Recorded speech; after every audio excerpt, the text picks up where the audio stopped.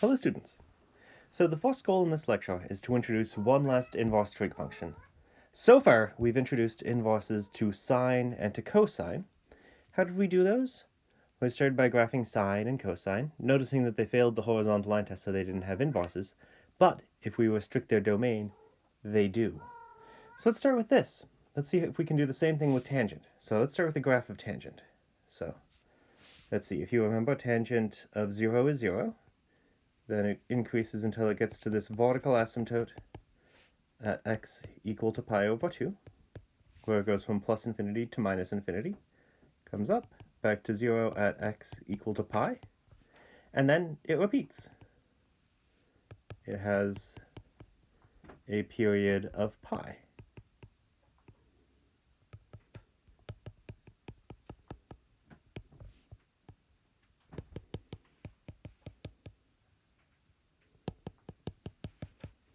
Let's see, I think I'll label this one also because this other vertical asymptote will be important. The second one is at x equal to negative pi over 2. All right, so let's ask the same questions. Is this function one-to-one? So to check that, check the horizontal line test. Draw a horizontal line. How many times does that horizontal line cross the graph of the function?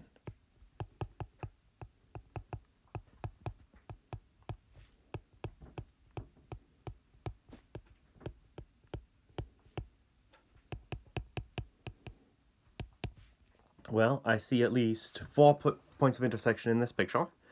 If I kept going in either direction, I would see infinitely many.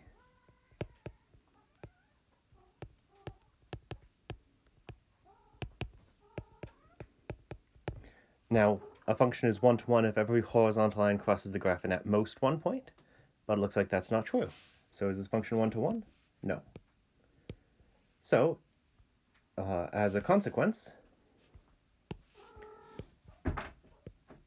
tangent of x is not invertible.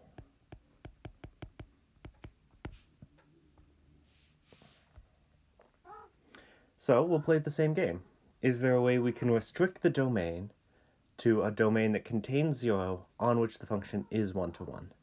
So we'll do that. Start at 0. As we go right, we keep going right, we keep going right until we get to this vertical asymptote.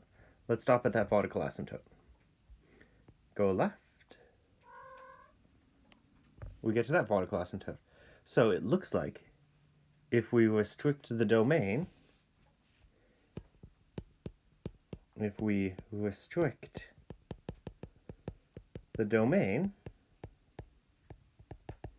to open parenthesis, negative pi over 2, comma pi over 2, then tangent of x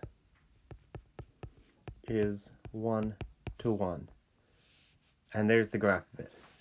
Here's the graph of y equals tangent of x once we restrict the domain to the open interval from negative pi to pi. And that's exactly the same thing as we did for the trig function sine and cosine, right? So here's the definition. The arctangent function, arctan of x, or inverse tangent of x, is the inverse to the function tangent of x after its domain has been restricted to negative pi over 2 to pi over 2. So let's sketch the graph of that inverse function. So I want to take this blue graph, and I want to switch the job of x and y coordinates. So let's see, this point 0, 0 will continue to be the point 0, 0. Right? When x is 0 and y is 0, flipping the job of x and y won't change anything. Excuse me. Sorry, cat's being a little bit loud. So now let's just see what happens. I see this vertical asymptote at x equal to pi. That vertical asymptote will become a horizontal asymptote at y equals pi. So this will have a horizontal asymptote at y equals pi.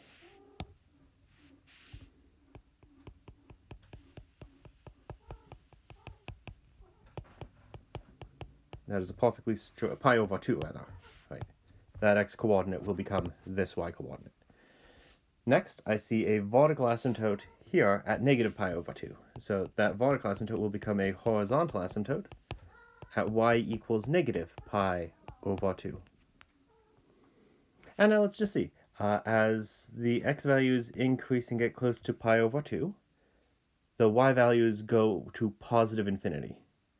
So that means that in this graph, as the x values go to positive infinity, the y values will get close to pi over 2.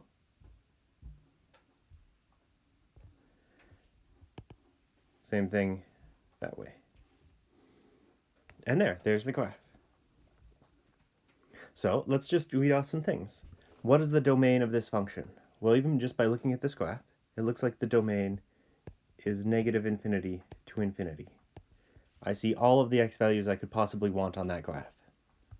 That's the graph of y equals arctan of x. What is the range of this function? Well, actually, let's think about the domain some more. So let's see if that's reasonable. If I only look at this piece of the blue graph of tangent, this piece of the blue piece of the graph of tangent, well, what x values do you see on just that blue piece? Well, all of them.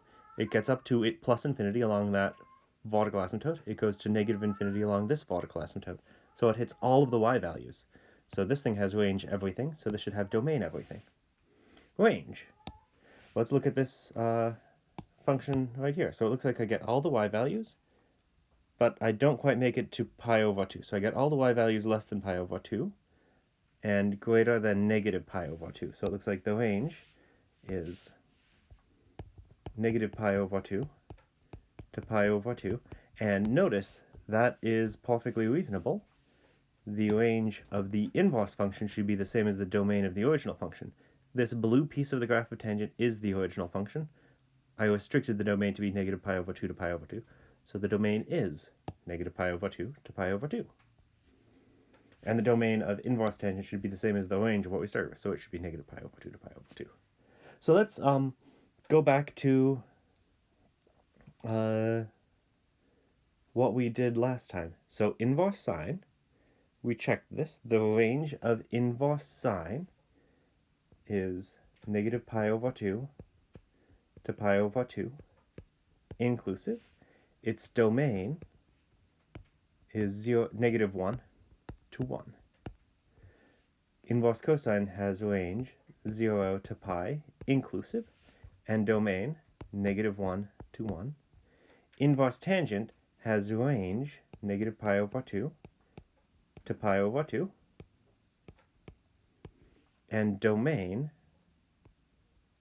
negative infinity to infinity. Or if you like, Blackboard bold R for all of the real numbers. The sine of the inverse sine of x, as long as x is in the domain of inverse sine, is always x. The cosine of the inverse cosine of x is always x on appropriate domain, i.e. for x's in negative 1 to 1. Right, I can't take the sine of the inverse sine of 25. But notice there's no such constraint for inverse tangent. The domain of inverse tangent is anything. So that means the tangent of inverse tangent of x is equal to x, no matter what you plug in. And let's close by just checking this last assertion by plotting a graph. So let's plot the tangent of the inverse tangent of x using a machine and see that it checks out. All right, here we are. So I've pulled up a graph of the tangent of the inverse tangent of x, and there it is. Yeah, that looks like it's exactly the graph of y equals x. So I believe that now, I think. So let's,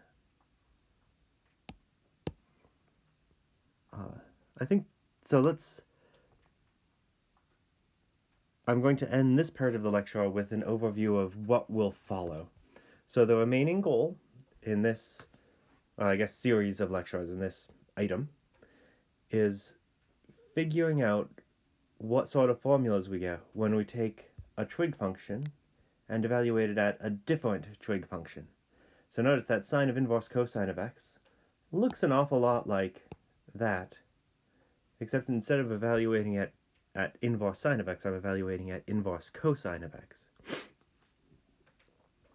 The idea, so what we'll do in this packet is we'll get formulas for these two items,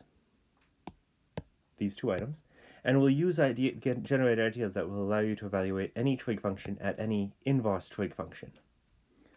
So just an overview.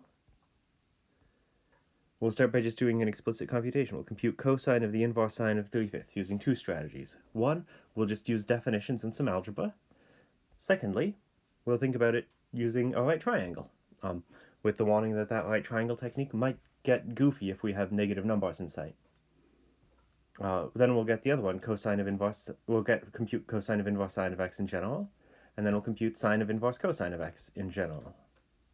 After that, we'll go on to not get a formula for, although you can find a formula in the book. We'll compute things like the cosine of inverse tangent of a number and see what we get. Cool. So I'll come back to you with the next video in just a moment.